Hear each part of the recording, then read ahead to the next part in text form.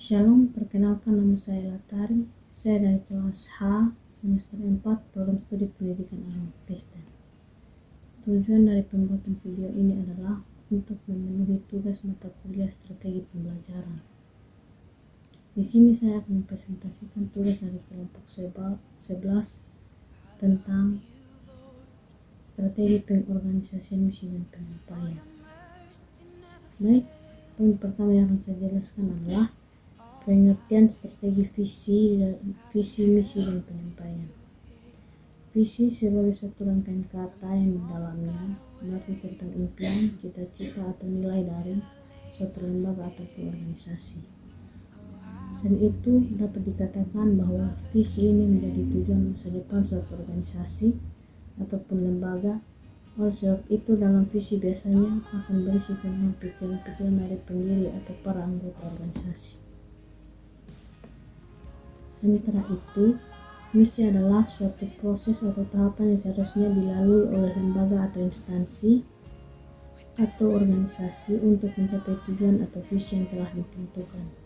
Jadi, dapat dikatakan bahwa tanpa adanya misi, maka tujuan atau visi dari suatu organisasi akan sulit untuk dicapai. Pada dasarnya, organisasi ini dibentuk sebagai wadah atau tempat untuk berkumpul, bekerja sama secara sistematis dan rasional. Fungsi organisasi ini banyak dipelajari oleh para peneliti dalam berbagai bidang, terutama di bidang ilmu psikologi, politik, ekonomi, dan manajemen, hingga ilmu sosiologi.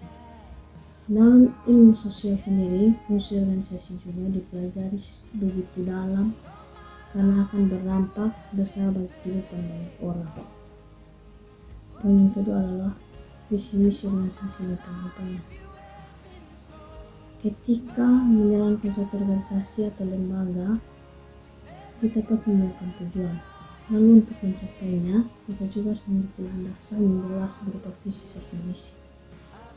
Visi ini sendiri akan selalu berguna di jenjang kehidupan apapun yang kita lalui, baik ketika tengah berorganisasi, di sekolah, kampus, hingga ketika kita bekerja di suatu perusahaan. Dengan adanya visi dan misi, maka tujuan yang telah kita buat akan lebih mudah untuk dicapai.